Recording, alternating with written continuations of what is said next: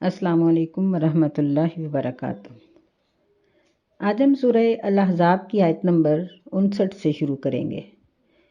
اعوذ باللہ من الشیطان الرجیم، بسم اللہ الرحمن الرحیم۔ یا ایہا النبی قل لازواجک وبناتک ونساء المؤمنین، اے نبی صلی اللہ علیہ وسلم کہہ دیجئے اپنی بیویوں کو اور اپنی بیٹیوں کو، وَنِسَاءِ الْمُؤْمِنِينَ اور مومن عورتوں کو، یدنین علیہن من جلابیبہن کہ وہ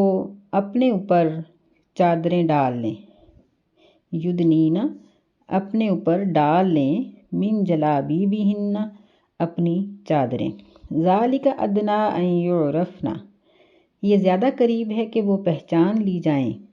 فلا یؤذین اور تکلیف نہ پہنچائی جائیں، یعنی ان کو پہچان لیا جائے اور ان کو تکلیف نہ پہنچائی جائے۔ وَكَانَ اللَّهُ غَفُورًا رَحِيمًا اور اللہ تعالیٰ بخشنے والا، رحم کرنے والا ہے۔ اس سے پچھلی آیات میں اللہ تعالیٰ نے مومنین کو اور تمام لوگوں کو اس بات سے منع کیا ہے کہ وہ رسول اللہ صلی اللہ علیہ وسلم کو تکلیف نہ پہنچائیں، اور مشرکین اور منافقین کو کہا کہ وہ اللہ اور اس کے رسول کو اور مومنین کو تکلیف پہنچانے سے بچے رہیں، اور مومنوں کو حکم دیا کہ وہ نبی علیہ السلام پر درود بھیجیں۔ تو جہاں یہ منافقین مسلمانوں کو کئی طرح کی تکلیفیں پہنچاتے تھے، وہاں یہ عورتوں کو تنگ کر کے بھی مسلمانوں کو ایذا دیتے تھے۔ اللہ تعالیٰ نے مسلمان عورتوں کو اس ایذا سے بچنے کے لیے، اس تکلیف سے بچنے کے لیے یہ حکم نازل کیا، اور نبی صلی اللہ علیہ وسلم کو حکم دیا کہ وہ سب سے پہلے اپنی بیویوں کو کہیں۔ پیچھے بھی ہم یہ پہلے پڑھ آئے ہیں کہ پردے کے فرض ہونے سے پہلے اللہ تعالیٰ نے نبی علیہ السلام کی ازواج مطہرات کے گھروں میں صحابہ کرام کو آنے کا ادب سکھایا کہ اگر ان کو کسی چیز کی ضرورت کے لیے یا نبی علیہ السلام کی ملاقات کے لیے آنا پڑے تو وہ پردے کے پیچھے سے سوال کریں، اور امہات المومنین کو بھی یہ بتایا کہ وہ کس طرح سے جواب دیں گی۔ یہاں پھر عام لوگوں کے ساتھ پھر تاکیداً یہ کہا گیا کہ سب سے پہلے آپ اپنی بیویوں سے کہیں اور اپنی بیٹیوں سے کہیں۔ یہاں یعنی بیویاں تو نبی علیہ السلام کی وفات کے وقت تقریباً 9 تھیں، وَبَنَاتِک یہاں جمع کا لفظ بولا گیا ہے، بنت نہیں کہا گیا، جبکہ ہم لوگ یہ سمجھتے ہیں، ہماری اکثریت یہ خیال کرتی ہے کہ صرف سیدہ فاطمہ رضی اللہ تعالیٰ عنہا ہی آپ کی بیٹی تھی، ہماری اکثریت صرف ایک ہی بیٹی کو پہچانتی ہے۔ نہیں، نبی صلی اللہ علیہ وسلم کی باقی بیٹیاں بھی اسی طرح محترم تھیں جس طرح سیدہ فاطمہ رضی اللہ تعالیٰ عنہا ہیں، آپ کی 4 بیٹیاں تھیں۔ وَنِسَاءِ الْمُؤْمِنِينَ یعنی تیسرے درجے پر یہاں مومن عورتوں کا تذکرہ ہوا کہ ان سب کو بھی کہہ دیجئے کہ وہ اپنے اوپر چادریں ڈالیں، یعنی نبی صلی اللہ علیہ وسلم کی اس میں ایک قرابت دار خواتین بھی آ جائیں گی اور عام مسلمان عورتیں بھی۔ یدنین یہ یہاں اللہ تعالیٰ نے جلابیب کا لفظ بولا ہے، اور اس سے پہلے یہ کہا کہ یدنین علیہن من جلابیبہن۔ من جو ہے یہ بعض کا معنی دیتا ہے، یعنی اپنی چادر کا کچھ حصہ وہ اپنے اوپر ڈال لیں۔ یدنین یہ ادنا یدنی کا یہ میں سے ہے، جس کا معنی ہوتا ہے قریب ہونا، اور علیہن کا معنی ہو گیا کہ اپنے اوپر۔ تو اس کا مفہوم یہ نکلا کہ جب تم گھروں سے نکلو تو اپنی جلباب، جلابیب یہ جلباب ان کی جمع ہے، یہ ایک بہت بڑی چادر کو کہتے ہیں، یعنی ایسی چادر کہ جس پہ وہ ڈالی جائے تو وہ چیز چھپ جائے۔ تو یعنی عورتیں اتنی بڑی چادر اپنے اوپر ڈالیں کہ اور پھر ان کا کچھ حصہ چادروں کا اپنے منہ کے اوپر بھی ڈال لیں تاکہ وہ عام لوگوں سے، مردوں سے چھپ جائیں، کیونکہ ابھی تک صحابیات بغیر پردے کے ہی آتی جاتی تھیں، اور یہاں اللہ تعالیٰ نے اب پابند کر دیا کہ اب آپ بغیر پردے کے باہر نہیں نکلیں گی۔ سیدنا عبداللہ بن عباس رضی اللہ تعالیٰ عنہ فرماتے ہیں کہ امر اللہ نساء المؤمنین، اذا خرجنا من بیوتہن فی حاجت، کہ اللہ تعالیٰ نے مومن عورتوں کو یہ حکم دیا کہ جب وہ اپنے گھروں سے کسی ضرورت کے لیے نکلیں تو ان یغطین وجوہہن، کہ وہ اپنے چہروں کو ڈھانپ لیں، من فوق رؤوسہن بالجلابیب، اپنے سروں کے اوپر سے بڑی چادر کو لٹکا کر، ویدنین عینا واحدا، اور ایک آنکھ کو وہ ننگا کر سکتی ہیں، یعنی اپنا رستہ دیکھنے کے لیے ایک آنکھ ننگی کر لیں اور باقی چہرہ اپنا ڈھانپ لیں۔ تو اس کا مطلب ننگی کرنے کا یہ نہیں ہے کہ آنکھ دوسروں کو نظر آئے، بلکہ اس کا مطلب یہ ہے کہ ایک آنکھ پر سے پردہ اس طریقے سے ہٹا لیں کہ رستہ ان کو اپنا نظر آتا جائے۔ تو اس آیت مبارکہ میں عورت کے لیے چہرے کے پردے کا حکم ہے۔ اس کی ایک بہت بڑی دلیل یہ ہے کہ فرمایا کہ ذَلِكَ أَدْنَىٰ أَن يُعْرَفْنَ فَلَا يُؤْذَيْنَ، کہ وہ پہچان لی جائیں اور ان کو تکلیف نہ دی جائے۔ تو حالانکہ جب چادر اوپر ڈال لی جاتی ہے تو پھر تو بات ہمارے ذہن میں یہ آتی ہے کہ وہ نہ پہچانی جائیں۔ تو پہچان لی جائیں کا مطلب یہ ہے کہ نبی صلی اللہ علیہ وسلم کے دور میں عورتیں یعنی انسان دو قسم کے تھے، ایک آزاد تھے اور ایک غلام تھے۔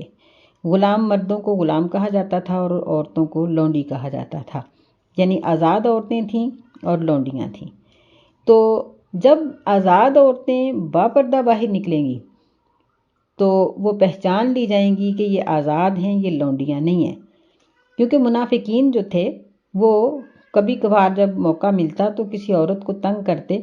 تو جب ان پر اعتراض کیا جاتا تو کہتے تھے کہ ہم نے سمجھا تھا کہ شاید یہ کسی کی لونڈی ہے۔ حالانکہ لونڈیوں کے ساتھ بھی شریف لوگ تو ایسا نہیں کرتے، لیکن بس وہ یہ بات بتانا چاہتے تھے کہ ہم نے ان کو لونڈی سمجھ کر چھیڑا تھا۔ تو اللہ تعالیٰ نے آزاد عورتوں کو پردے کا حکم دے دیا اور فرمایا کہ ذَلِكَ أَدْنَىٰ أَن يُعْرَفْنَ فَلَا يُؤْذَيْنَ، کہ ان کو پہچان لیا جائے کہ یہ آزاد عورتیں ہیں اور ان کو تکلیف نہ دی جائے۔ تو پھر اس کا ہم ایک مفہوم یہ بھی لے سکتے ہیں کہ آج بھی جو عورتیں آزاد ہیں وہ باپردہ باہر نکلیں، اور جو پردہ کر کے باہر نہیں نکلتی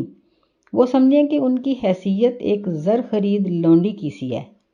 اللہ تعالیٰ کے نزدیک اس سے زیادہ ان کی، اور معاشرے کے نزدیک بھی اس سے زیادہ نہیں ہے، کہ ہم دیکھتے ہیں کہ باپردہ عورت کو عزت و شرف ملتا ہے، جبکہ بے پردہ عورت کو دیکھ کر کوئی کچھ کر رہا ہوتا ہے اور کوئی کچھ، طرح طرح کی باتیں لوگ کرتے ہیں، اشارے کرتے ہیں، تنگ کرتے ہیں، پیچھے لگ جاتے ہیں، بڑے معاملات خراب ہو جاتے ہیں۔ تو اس آیت مبارکہ میں چہرے کے پردے کا حکم اللہ تعالیٰ نے نازل کیا ہے۔ بہت سے لوگ ایسے ہیں جو کہتے ہیں کہ چہرے کا پردہ نہیں ہے، تو سورہ نور میں بھی اللہ تعالیٰ نے چہرے کے پردے کا حکم دیا اور یہ فرمایا کہ وہ اپنی زینت کو اپنے ان رشتہ داروں کے سامنے ظاہر کر سکتی ہیں، مثلا باپ ہے، سسر ہے، نانا ہے، دادا ہے،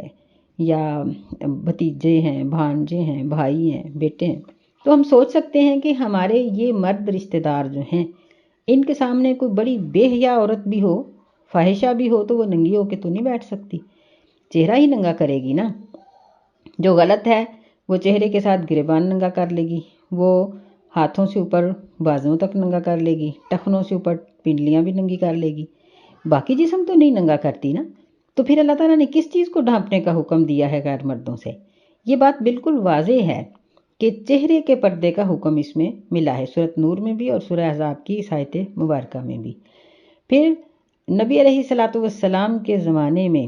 صحابیات کے جو معمولات تھے ان سے بھی یہ معلوم ہوتا ہے کہ صحابیات چہرے کو ڈھانپ کر ہی باہر نکلتی تھیں۔ جب سے اللہ تعالیٰ نے یہ حکم اتارا تھا تو اس کے بعد وہ ننگے منہ باہر نہیں نکلا کرتی تھیں، بلکہ وہ اپنے اوپر چادر ڈال دیا کرتی تھیں۔ جب یعنی اللہ فرماتے ہیں نا کہ یدنین علیہن من جلابیبہن، تو فرماتے ہیں کہ خرج نساء الانصار، کہ انصار کی عورتیں اس طرح باہر نکلتی تھیں کأن علی رؤوسہن العربان من الاکسیۃ، کہ جس طرح ان کے سروں کے اوپر سیاہ رنگ کی چادریں ڈالی ہوئی ہیں۔ غربان کا یہی معنی ہوتا ہے نا کہ یعنی سیاہی مال جس کا رنگ ہو، تو سیاہ چادریں اپنے اوپر ڈال دیا کرتی تھیں۔ یعنی یہاں ہمیں ایک بات یہ بھی معلوم ہوئی کہ جو چادر ہم پردے کے لیے استعمال کرتے ہیں، چادر ہے یا برقع ہے، عبایا ہے، کچھ بھی، کوئی بھی نام اس کا لے لیں، وہ مزین نہیں ہونا چاہیے، اور باقی تمام رنگ بھڑکیلے ہوتے ہیں۔ عورت کے لیے یا سیاہ رنگ ہے یا پھر سفید ہے، کہ سفید برقع وہ استعمال، لیکن ہمارے یہاں یہ معمول نہیں ہے۔ اور سیاہ برقعے کا یہ ہے کہ یہ کالے رنگ کا برقع پہنا ہو تو یعنی کثرت اسی رنگ کی ہے تو عورت یہ نہیں پہچانی جاتی کہ وہ کس گھر کی خاتون ہے۔ تو یعنی امہات المومنین سمیت صحابیات جب باہر نکلتی تو ان کے چہرے ڈھانپے ہوئے ہوتے تھے، اور یعنی حدیث کے کئی واقعات صحابیات سے جو ہمیں ملتے ہیں ان سے یہ بات معلوم ہوتی ہے کہ وہ اپنے چہروں کو ڈھانپ کر نکلتی تھیں، لہٰذا یہی چیز فرض ہے۔ اور پھر یہ ہے کہ آج کل بعض بچیاں اس طرح سے پردہ کرتی ہیں کہ ان کی آنکھیں بالکل ننگی ہوتی ہیں، اور پھر انہوں نے آنکھوں پر میک اپ بھی کر رکھا ہوتا ہے، تو یہ تو پردے کا ایک مذاق ہے، بلکہ اللہ کے ساتھ ایک مذاق ہے کہ ایک طرف ہم یہ کہتے ہیں کہ یعنی آنکھ کا پردہ ہونا چاہیے تو پھر آنکھیں ہی ننگی کر لیتے ہیں، پھر کہتے ہیں کہ دل کا پردہ ہونا چاہیے، تو دل تو ننگا نہیں ہو سکتا نا، تو یہ غلط طریقہ ہے۔ پردہ اس طریقے سے ہونا چاہیے کہ آنکھیں ننگی نہ ہوں، کیونکہ قرآن مجید میں اللہ تعالیٰ نے مرد اور عورت دونوں کو حکم دیا ہے کہ وہ دونوں ہی اپنی آنکھوں کو جھکا کر چلیں۔ تو جب عورت اپنی آنکھیں ننگی کر کے مردوں کی آنکھ سے آنکھ ملا کر بات کرے گی تو پھر اس عورت کا تو بالکل پردہ نہ ہوا۔ ٹھیک ہے، دوسرے مرد نے اس کی صرف آنکھیں دیکھی ہیں، چہرہ نہیں دیکھا، لیکن عورت تو اس کو دیکھ رہی ہے، مرد کو، عورت کی آنکھوں کا پردہ تو پھر نہ ہوا۔ حالانکہ اللہ تعالیٰ نے فرمایا کہ مومن عورتوں سے کہہ دیں کہ وہ اپنی آنکھوں کو جھکائیں، تو اس کا مطلب کیا ہوا کہ غیر مرد کے چہرے کے اوپر اپنی نظر مت ڈالو، چاہے وہ سامنے زندہ سلامت کھڑا ہو، وہ رکشے والا ہو، یا وہ ہمارا دھوبی ہو، یا ٹویٹر ہو، یا ہمارا کوئی ڈاکٹر ہے، یا یعنی کوئی بھی ایسا شخص ہے، بلکہ جن کے ساتھ تعلقات زیادہ ہیں ان سے زیادہ پرہیز کرو، کیونکہ جو غیر ہوتے ہیں ان سے نقصان کی امید کم ہوتی ہے۔ جن کے ساتھ تعلقات بڑھ جاتے ہیں، مثلاً جس طرح کوئی قاری صاحب ہیں یا کوئی اور اس طرح کے ہیں، تو ان کے ساتھ تعلقات کی کثرت کی وجہ سے وہاں خرابی کا امکان زیادہ ہوتا ہے۔ اور جب بچیاں بالغ ہو جائیں تو ان کو مردوں سے پڑھانے سے گریز کیا جائے، کیونکہ اس طرح بچیوں کے دلوں سے ایک جو غیرت ہوتی ہے وہ نکل جاتی ہے، جھجک ختم ہو جاتی ہے۔ اور آج کل جو گھروں کی بربادیاں ہیں اس کا ایک بہت بڑا سبب بھی یہی ہے کہ عورت اپنے شوہر سے بات کرتے ہوئے نہ جھجکتی ہے نہ ڈرتی ہے، حتیٰ کہ اس کے حالات خراب ہو جاتے ہیں۔ آگے فرمایا لَئِن لَّمْ يَنْتَهِ الْمُنَافِقُونَ وَالَّذِينَ فِي قُلُوبِهِم مَّرَضٌ، ضرور اگر منافق اپنی روش سے باز نہ آئے اور جن کے دلوں میں بیماری ہے وہ باز نہ آئے، وَالْمُرْجِفُونَ فِي الْمَدِينَةِ، اور جو مدینہ میں، شہر میں بری خبریں اڑانے والے ہیں، یہ باز نہ آئے۔ یعنی یہاں 3 قسم کی نشاندہی کی گئی ہے: منافق، دلوں میں مرض، اور بری خبریں اڑانے والے۔ حقیقت میں یہ ایک ہی قسم کے لوگوں کی تینوں صفتیں ہیں۔ لَنُغْرِيَنَّكَ بِهِمْ، ضرور ہم تمہیں یعنی آپ کو ان پر مسلط کر دیں گے۔ یہ نغریَنَّکَ، یہ اغرا یغریہ سے ہے، جس کا معنی ابھارنا، اکسانا، بھڑکانا یا مسلط کر دینا ہے، یعنی ہم آپ کو ان منافقوں پر مسلط کر دیں گے۔ ثُمَّ لَا يُجَاوِرُونَكَ فِيهَا إِلَّا قَلِيلًا، پھر وہ آپ کے ہمسایہ نہیں رہ سکیں گے مگر تھوڑا، یعنی پھر ان کو مدینے سے نکلنے کا حکم بھی دیا جا سکتا ہے۔ یہ یعنی کئی قسم کے واقعات ہو جاتے تھے کہ مثال کے طور پر ایک خاتون تھیں، وہ کسی دکان پر جب سامان لینے کے لیے، سودا سل خریدنے کے لیے گئیں، مسلمان تھیں، تو عرب لوگوں کا عام طور پر لباس تہبند اور اوپر قمیض یا چادر یہی ہوتا تھا۔ تو دکاندار یہودی تھا، اس نے یہ شرارت کی کہ اس کا تہبند جو تھا نا وہ کسی چیز کے ساتھ اٹکا دیا، اس کی چادر کو کسی چیز کے ساتھ اٹکا دیا۔ جب وہ اٹھی تو وہ ظاہر ہے کھنچ گئی۔ تو پھر اس بات پر انہوں نے مذاق بھی اڑایا، اور لیکن یہ بات جب مسلمانوں تک پہنچی تو مسلمان تو ان سے بدلہ لینے تک بھی آ گئے۔ تو اللہ تعالیٰ نے یہودیوں کو بھی نامراد کیا، اور اس کے ساتھ ہی مسلمان عورتوں کو بھی حکم دیا کہ جب یہ خود باپردہ نکلیں گی تو یہ محفوظ ہو جائیں گی، کسی دوسرے کی جرت نہیں ہوگی کہ وہ ان کو تنگ کر سکے۔ ملعونین اینما ثقفوا اخذوا وقتلوا تقتیلا، لعنت کیے گئے منافق جہاں بھی وہ پائے جائیں پکڑ لیے جائیں، وقتلوا، اور ان کو قتل کر دیا جائے، پورے طریقے سے قتل کر دینا، یعنی ان کے ٹکڑے اڑا دو۔ جو اس طرح کا کام کرنے والے لوگ ہیں، یہودی بھی اور منافق بھی اور دیگر بھی جو مسلمان نہیں ہیں، ان کو جہاں بھی پکڑا جائے، پائے جائیں، یہ پکڑ لیے جائیں اور ان کو برے طریقے سے قتل کر دیا جائے گا۔ سنت اللہ فی الذین خلوا من قبل ولن تجد لسنت اللہ تبدیلا، اللہ کا یہی طریقہ ہے جو پہلے لوگ گزر گئے تھے ان میں بھی، اور آپ ہرگز بھی اللہ کے طریقے کو بدلنے والا نہیں پائیں گے۔ یعنی اللہ تعالیٰ کا طریقہ مبارک یہی ہے کہ وہ اپنے جو دین کے مخالفین ہوتے ہیں ان کو ٹکڑے کر دیتا ہے۔ وہ لوگ، ان کے اندر نہ اتحاد رہتا ہے، نہ وہ ان کی بات مکمل ہو سکتی ہے، بلکہ اللہ تعالیٰ اپنے دین کو غالب کر دیتا ہے۔ یسألک الناس عن الساعہ، سوال کرتے ہیں آپ سے لوگ قیامت کے بارے میں، چونکہ یہاں پیچھے منافقین کی منافقت کا ذکر ہو رہا ہے تو اس لیے آگے قیامت کا ذکر کیا کہ یہ لوگ قیامت کے دن حساب و کتاب سے نہیں بچ سکتے۔ فرمایا قل انما علمها عند اللہ، کہہ دیجئے کہ بے شک قیامت کا حقیقی علم تو اللہ کے پاس ہے۔ وما یدریک لعل الساعة تکون قریبا، اور آپ نہیں جانتے شاید کہ قیامت بہت ہی قریب ہو۔ یعنی نبی صلی اللہ علیہ وسلم سے یہ لوگ تنزیہ سوال کرتے تھے کہ قیامت کب آئے گی، تو فرمایا کہ ان کو کہہ دو کہ جو بھی شخص مرتا ہے، فوت ہوتا ہے، اس کی قیامت تو آ جاتی ہے، اس کو بڑی قیامت کے ساتھ کیا تعلق، تو آپ نہیں جانتے کہ شاید کہ قیامت قریب ہو۔ یعنی اس کا ایک مطلب یہ بھی ہے کہ اللہ تعالیٰ نے نبی علیہ السلام کو بھی قیامت کے بارے میں واضح طور پر نہیں بتایا تھا کہ قیامت کب ہوگی۔ ان اللہ لعن الکافرین وعد لهم سعیرا، بے شک اللہ تعالیٰ نے کافروں پر لعنت کی ہے اور ان کے لیے جلنے والا عذاب تیار کیا ہے۔ خالدین فیہا ابدا، وہ اس جہنم میں ہمیشہ ہی ہمیشہ رہیں گے۔ لا یجدون ولیا ولا نصیرا، نہ وہ وہاں کوئی دوست پائیں گے اور نہ ہی کوئی مدد کرنے والا، یعنی ان کا جہنم میں کوئی مددگار نہیں ہوگا۔ اور وہ جہنم کے اندر، چونکہ انہوں نے زندگی پوری کی پوری اللہ تعالیٰ کی نافرمانی میں گزاری کہ وہ زندگی کے کسی حصے میں بھی اسلام نہیں لائے، لہٰذا اب وہ ہمیشہ کے لیے جہنم میں ہی رہیں گے۔ یوم تقلب وجوہہم فی النار، جس دن پھیرے جائیں گے ان کے چہرے آگ میں۔ یقولون، تو وہ کہیں گے، یا لیتنا اطعنا اللہ و اطعنا الرسول، اے کاش کہ ہم نے اطاعت کی ہوتی اللہ کی اور ہم نے رسول صلی اللہ علیہ وسلم کی اطاعت کی ہوتی۔ حدیث میں ذکر آتا ہے نبی علیہ السلام نے فرمایا کہ جہنم بہت وسیع جگہ ہے، لیکن جب مجرم اس میں ڈال دیے جائیں گے تو ان کو سزا کے طور پر اتنی تنگ جگہ دی جائے گی جس طرح دیوار کے اندر ٹھونکا ہوا کیل ہوتا ہے، استغفر اللہ، اور ان کو یہ اپنی مرضی سے اپنا رخ بھی نہیں بدل سکیں گے۔ تو جب کبھی اللہ تعالیٰ ان کا رخ بدلیں گے